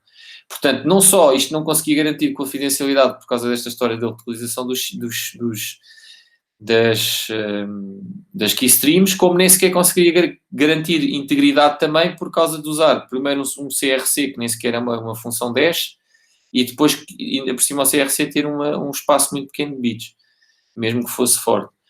Portanto, isto chegou a um ponto em que era fácil quebrar em tempo real. Estamos a falar em tempo real, nem sequer demora tempo nenhum. Ou seja, aquilo assim que se ligam já está quebrada a chave e vocês conseguem decifrar tudo. Portanto, depois apareceu o WPA, quase não foi usado. Apareceu porquê? Porque apareceu logo o WPA2 com os melhoramentos e então foi logo a generalidade das implementações já tinha o WPA2. O WPA2 é o que nós usamos agora. Tem dois cenários. Enquanto não veio o WPA3 em força, e o WPA3 também tem estes mesmos dois cenários. Vai a mudar a maneira como os faz. E aqui temos os dois cenários. Temos o cenário empresarial, que é o que nós temos, por exemplo, na EduRoam, né? Okay? Em que nós temos um servidor, tem dois passos isto. Portanto, nós temos um servidor de autenticação externo, depois já vamos ver na próxima semana quando falarmos na autenticação. Vamos ter um servidor de autenticação externo que vai fazer um algoritmo daquele tipo dos que nós vamos falar, que vai nos autenticar. No nosso caso, nós usamos o username e uma password, que ele vai nos autenticar e vai responder ao AP que nós somos mesmo aquela pessoa e, portanto, ele pode entrar em comunicação connosco para fazer depois a mesma coisa que se faz também no cenário doméstico. Ok? Portanto, isto recolhe um protocolo de comunicação cliente-servidor, pode ser 802.1x, que é o que nós usamos na EduRoam, pode ser o EAP, que é outro que existe, que é o Extensible Authentication Protocol, pode ser Diameter, pode ser outro que é o Radius, que também é muito usado, e pode-se também usar, que se usa em algumas empresas, cartões como o cartão de cidadão, com um SIM, com um certificado, para nos autenticar. Ok? Portanto, isto é o cenário empresarial. Portanto, há aqui um passo a mais só neste cenário empresarial, que é ir comunicar com este terceiro servidor, que vai garantir ao AP que está a falar mesmo com aquela pessoa. No cenário doméstico não existe isto e nós temos uma password partilhada. Toda a gente tem a mesma password, que é o que nós usamos em casa. Ok? Neste cenário, é possível a um cliente obter as chaves de sessão dos outros clientes. Porquê? Porque a chave de sessão vai ser feita a partir da chave partilhada, que é igual para todos. E a partir dos MACs também, e depois a partir de outra informação que é passada em claro, e portanto toda a gente também consegue ouvir. Okay? Portanto, aqui não podemos assumir que no nosso cenário em casa, um computador que está ligado à rede pode ver, mesmo que esteja definido no AP aquela história do isolamento em que eles não falam uns com os outros, mas isso é no funcionamento normal. Mas um hacker lá poderia conseguir. Se fizesse um software para isso, poderia conseguir. Porquê? Porque conseguiria arranjar a password dos outros. E, portanto, mesmo com essa feature do isolamento, pode-se fazer passar pelos outros ou pode decifrar o tráfego dos outros. E isso apanha-se na antena, não é? Como é que isto é feito então? A diferença aqui é, esta parte é igual nos dois casos. A diferença é que antes disto começar aqui, no caso do cenário empresarial, existe aqui primeiro a tal autenticação, ok? E, portanto, isto só se inicia quando o AP já sabe que o utilizador é o verdadeiro. E a outra diferença é que aqui, não, em vez de se usar a master key, usa-se outra chave que é gerada na altura para fazer a chave de sessão. Porque esta master key é dada pelo tal servidor de autenticação. Estão a perceber? Este servidor de autenticação que autentica o cliente, que há vários, mais uma vez, há o 802.1x, pode ser com EAP, pode ser com rádios, com diâmetro, etc. Portanto, um desses vai falar com este a dizer que este realmente é válido e vai também gerar, é ele aqui que vai gerar a chave para aqui e para aqui. Estão a perceber? Deixa de ser esta master key e passa a ser uma chave que é gerada que é dada por este servidor de autenticação externo. Essa é a única diferença. Depois o resto do processo é igual. É enviado aqui, o AP envia um número aleatório que é usado uma única vez, este nonce. O cliente vai responder com um nonce dele, do cliente, mesma filosofia, também um número aleatório que ele gera. Um Message Authentication Code do cliente. O que é o Message Authentication Code? Deixa eu ver se está aqui. Isto depois está aqui. O Message Authentication Code é exatamente a mesma coisa do HMAC, só que lá está, como o Wi-Fi é um protocolo de Layer 2, e no protocolo de Layer 2 o MAC é de Message Access, Medium Access Control, e portanto não se usa aqui HMAC, usa-se este termo MIC. Ok? Mas este MIC é basicamente um hash, da chave, ok? E do nonce. Ok? Que é para este aqui verificar que ninguém mexeu no nonce. E depois, então, esta chave KPS é calculada. Como é que esta chave KPS é calculada? Usando o MAC address do AP, o MAC address do cliente, que ambos sabem, porque isto sabe-se na troca de pacotes, porque vai lá, é feita uma troca de pacotes dentro de uma ferramenta internet, portanto, eles sabem os MAC addresses. Portanto, são usados os MAC addresses, é usada a master key, que é a string que nós escrevemos, né, na password, e que está partilhado dos dois lados, e são usados estes nonces, este número e este número. Portanto, com estas coisas, os dois MACs, os dois nonces e a master key, é gerada a chave de sessão, que vai ser única porque em cada sessão, cada vez que eu me ligo ao AP, vou ter uma chave dessas diferentes. Porquê? Porque cada vez que eu me ligo ao AP, vou ter nonces diferentes. Ok? Então, depois de serem calculadas as duas chaves, é enviada esta mensagem 3. Esta mensagem 3 é já cifrada com a chave que eles calculam. Ok? O que é que vai cifrado com a chave? A chave de grupo. Porquê é que temos que ter uma chave de grupo? Porque o Wi-Fi é Ethernet. E a Ethernet é broadcast. Ou seja, tem os ARPs, que são tráfego broadcast. Tem, por exemplo, o DHCP, que também é tráfego broadcast. E mesmo quando está a fazer McLearning ao início, também é broadcast. E, portanto, há tráfego que é FFFF e esse tráfego tem que chegar a toda a gente. E então esse tráfego vai cifrado não com o KPS, mas com o KG, que toda a gente tem e toda a gente consegue decifrar. Portanto, este KG, que é a Group Key, que é definida pelo AP, é distribuída para este cliente, cifrada com a sua chave de sessão que os dois calcularam. Mais uma vez, isto vai outra vez aqui o hash, só para garantir que ninguém mexeu nisto, em termos de mudar o conteúdo desta mensagem.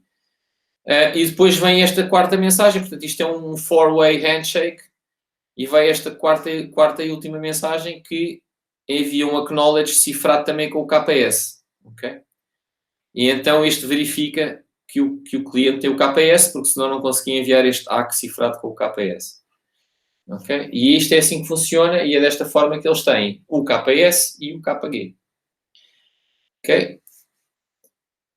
Vulnerabilidades. Isto já há algumas vulnerabilidades para isto. Estão sempre a descobrir isso, como é óbvio. Isto é a descrição. Portanto, cá está o Message Integrity Check, que é o hash da mensagem mais o KPS. Ou seja, este MIC aqui é o quê? É o nonce mais aqui nem há KS ainda, portanto, aqui é só o nonce, é só o hash do nonce. E aqui é o hash do nonce mais o KS, portanto, é o hash do nonce, não, é o hash desta mensagem, isto é o P neste caso, isto mais o KS, depois o hash disso é o que vai aqui no MIC. Pronto, isto é o que já descrevemos. Depois, como é que é feita a cifra propriamente dita? Portanto, o que estamos aqui a descrever é como é que este consegue ficar a saber o KS e o KG, não é? Portanto, como é que eles calculam os dois o KS, verificam que estão a falar com o outro e trocam o KG. Okay. Eles verificam que estão a falar um com o outro porque este havia uma coisa cifrada pelo KS, portanto, foi porque ele calculou bem o KS, eu consigo lá ter... Aliás, este calculou o KS e envia-me o KG e depois eu aqui provo que consegui chegar ao mesmo KS porque envio uma coisa cifrada também com o KS e, por outro lado, eu garanto aqui que só este é que vai ter o KG porque só ele é que conhece este KS. Como é que estas chaves são depois usadas? Também existem várias possibilidades, ok? Há dois protocolos para codificar mensagens. Um primeiro era este Temporary Key Integrity Protocol, que era o que era usado no WPA, o primeiro WPA, foi quebrado. O WPA2 usa este modo aqui, que é o CCMP, que é de Counter Mode with Cipher Blockchaining Message Authentication Protocol. Então, basicamente, é o quê? A cifra é Counter Mode. Lembram-se do Counter Mode? É aquela da Stream Cipher, com o IV mais qualquer coisa, e depois, em vez disto ser realimentado, é só cifrado assim, com a chave e com o vetor de inicialização, somado mais um, depois somado mais dois, depois somado mais três, e é isto, feito o short, é somado aqui com o plain text, para fazer o ciphertext. Depois, o Cipher Blockchaining é usado para fazer o Message Authentication, para fazer o MIC, ok? Para ser mais rápido do que um digest, em vez de fazerem um hash, o que é feito é, pega-se nos últimos 128 bits da cifragem da mensagem, ok? E isso é cifrado usando o Cipher Blockchaining Mode, também é AES, portanto, ambas são AES. Portanto, isto aqui é AES para fazer a cifra dos dados e para fazer depois a cifra dos 128 bits, para fazer o MIC, ok? Para fazer a validação de integridade, é feita também cifrando com AES os últimos 128 bits. Isto é que, na prática, usar o AES para cifrar aqui os 128 bits é a mesma coisa que estar a fazer uma função de hash, não é? Com 128 bits. Só que em vez de usar o SH1, estou a usar o AES para essa finalidade. Portanto, mais uma vez, para fazer um ataque teria que ser metade disto. Okay? 2 levantado a 64. E isto é uma... Para aqui, para a integridade, acho que funciona bem. Ninguém descobriu grandes vulnerabilidades de usar isto assim, em termos de descobrir dois hashes diferentes para coisas... Dois hashes iguais para coisas diferentes. Ok? A razão de optar por isto foi só uma questão de rapidez e também de implementação, porque assim usa-se o mesmo algoritmo que já está implementado. Agora, já há algumas vulnerabilidades, vamos só terminar com isto. Há algumas vulnerabilidades já do protocolo WPA2. Uma delas foi descoberta agora aqui há uns 2 anos, e que afeta montes entretanto já saíram montes de patches para resolver isto de várias formas e portanto hoje em dia já muitas das implementações já estão corrigidas para isto, mas há de haver aí muitos APs antigos que estão a funcionar que não, ou APs de casa que não, daqueles mais antigos. Agora também já há muitos aqui dos operadores que são geridos remotamente e portanto esses recebem updates de firmware, portanto provavelmente também já têm uma patch para isto. Qual é que era o problema disto? Era um ataque chamado Key Reinstallation Attack. E isto é para vocês terem uma noção. Não tem a ver com a parte criptográfica, ou seja, não há aqui nenhuma vulnerabilidade de dizermos, não, eu consigo quebrar a cifra do AES. Não. Portanto, isto aqui, por exemplo, já é cifrado com o AES, não é? Não é por aí a questão. A questão é que, como isto é wireless, na definição do standard, está dito que esta mensagem pode-se perder, ok? Porque há muitas perdas. Se estivermos a falar de um protocolo para funcionar em wired, às vezes não há estas preocupações, porque se correr mal, pá, ele tenta outra vez. Mas no wireless perdem-se tão poucos pacotes, no wired perdem-se tão poucos pacotes que isso não vai acontecer muitas vezes. Aqui no wireless não é bem assim, portanto este pacote pode-se perder. Então está definido no standard que o AP pode reenviar esta mensagem 3. Ok? Eu vou pôr aqui para trás. Se é melhor, está maior. Ui. Vamos apagar aqui isto, para não estar a fazer confusão. Portanto, aqui qual é que é o problema? Esta mensagem pode não chegar. Se esta mensagem não chegar, esta mensagem 3 tem que ser reenviada outra vez. E o que é que acontecia com muitas implementações? Quando recebiam isto, outra vez, com a mesma, portanto, quando esta mensagem 3 é trocada, eles já calcularam este KPS. Chama-se a Pre-Master Key e já foi guardada, já foi instalada.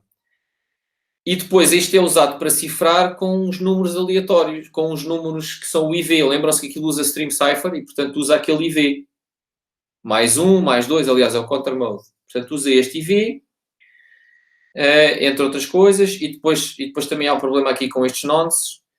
E o que é que acontece? Quando isto era replayed, ele vai reinstalar a mesma chave. E quando reinstala a mesma chave, na maior parte das implementações, ele fazia reset a tudo o que era contadores de números random, de números de sequência, etc. O que quer dizer que ia usar os mesmos IVs. Ok? E, portanto, qual era o problema aqui? Isto ia forçar o que é que o atacante aqui faz? Faz-se passar pelo AP, ok? Mete-se ali no meio, faz-se passar pelo AP, bloqueia aquela mensagem 4, ok? Ao mesmo que não bloqueie, o AP vai recebê-la e vai ficar calado, correu tudo bem para ele, mas ele vai fazer replay da mensagem 3 que o AP enviou anteriormente. Ok? E o cliente, quando recebe aquilo, volta a reinstalar a mesma chave e quando reinstala a mesma chave, reutiliza os nonces. Ok? E isto vai fazer o quê? Que depois eu possa fazer offline um ataque de força bruta. Ok? Em vez de ter que estar a fazer online, posso fazer offline. Porque obtenho estes valores, obtenho os nonces que foram usados, porque ele vai usá-los outra vez, estão a perceber? Fazendo o replay do 3, eu vou obter aqueles valores outra vez. Porque ele vai usar isto outra vez, e vai usar isto outra vez, igual, ainda por cima igual. Portanto, vai reutilizar o mesmo, o que vai fazer com que aquilo dê a mesma chave. E portanto, eu depois, se tiver plain text, tenho tudo para estar offline, desligado dos APs, sem ninguém saber que eu lá estou a estar a tentar quebrar a chave. No caso do Linux e do Android, isto ainda era mais grave. Agora já há patches para isto. Isto ainda era mais grave porque na implementação do Android, por exemplo, quando aquela mensagem 3 era recebida outra vez e ele reinstalava a mesma chave, isto só acontece se fosse a mesma chave, porque isto é normal. Isto seria normal acontecer se aquilo com outra chave, não é? Se for outra chave, é outra chave. Com a mesma chave, eles partem do princípio que isto falhou e, portanto, reinicializavam tudo. E no caso do Linux e do Android, isto ainda tinha outro problema, que era, se ele instalasse uma chave que já era conhecida, ela era posta toda, era feito um reset, ou seja, a chave era toda zero. Portanto, aqui dava logo para descobrir a chave e tudo.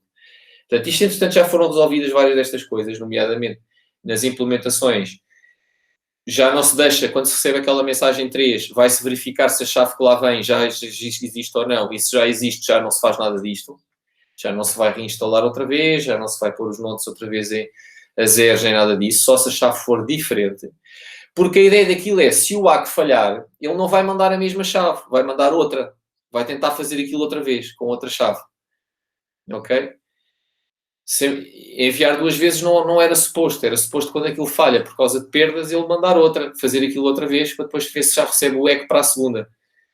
Ok? Portanto, estão a ver, os casos típicos de segurança são estas coisas. Quem implementa isto vai tentar seguir o standard. E o standard tem lá isto para fazer assim. Porque ninguém se lembrou que alguém podia fazer aquela mensagem 3 sem ser na situação que aquilo foi pensado. Ok? Pronto. Isto tudo para vos ter noção que mesmo isto que ainda é muito usado, eu diria que 80% ou mais de 80% ou 90% está toda a gente ainda a usar o WPA2 e havia este exploit, por exemplo, há 2 anos. Agora já houve aqui uma série de patches para mudar isto. para dificultar este tipo de ataque.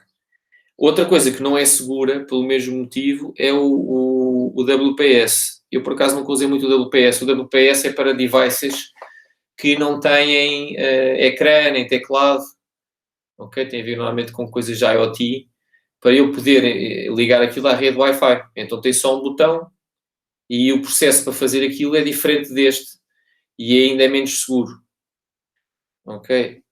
O WPA3, que é o tal que já saiu em junho de 2018, lida com estas duas coisas. Uma delas é isto deixou de existir no WPA3, só que ainda existem carradas de coisas que têm isto. Aliás, há coisas novas a serem vendidas agora que têm WPS. Portanto, a gente nunca pode assumir que não se consegue aceder a um device que é emparelhado por WPS. Podemos usar, mas temos que ter essa noção. Okay?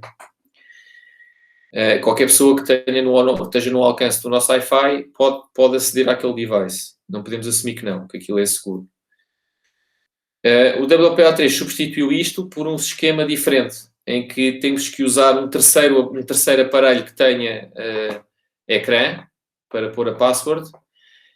Por exemplo, um smartphone, em que em vez de eu carregar só no botão, o que eu tenho é que tenho que ir com o smartphone e ler um QR Code que o device tem, ou o device pode ter NFC e eu tenho que encostar o telefone, e depois no telefone aparece a prompt para eu pôr então a password, estão a perceber? E depois ele passa por NFC aquilo para configurar assim o device.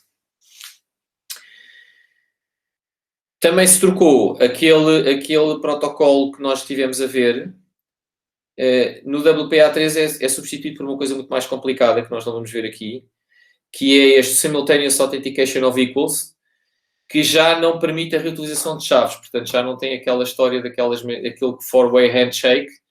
E basicamente o que é este Simultaneous Authentication of Equals? Nós vamos ver uma coisa parecida para a próxima semana, que é o protocolo Diffie-Hellman, que é um protocolo que serve para trocar chaves entre dois interlocutores sem ser preciso eles partilharem nada como se partilha ali os MACs. Estão a perceber? Ali nós partilhamos os MACs e depois partilhamos a chave e essas coisas e os nonces. Aqui não vai ser preciso os nonces, por exemplo. Okay? Vai ser preciso a chave, que está partilhada, essa sim, mas aquilo é gerado a partir da chave e não é preciso nonces nenhuns nem MACs. E depois usa um protocolo que troca aquilo e que troca as chaves assim. Portanto, é um protocolo de troca de chaves parecido com o Diffie-Hellman, mas melhor. Há aqui um problemazinho nestes protocolos, que é que tem que garantir que nós estamos a falar, portanto, aqui no caso do WPA3 tem que haver autenticação antes. Ou usando o 802.1x, ou uma das outras alternativas. E pronto, basicamente é isto. Depois, amanhã vamos então... Amanhã não, próxima semana vamos então para os protocolos da autenticação. E depois voltamos outra vez aos protocolos, mas agora a níveis mais acima, que não o da nível rede. Portanto, onde aí depois também já precisamos saber a parte da autenticação. Então, e pronto, então vá, até para a semana. Até para a semana, professor.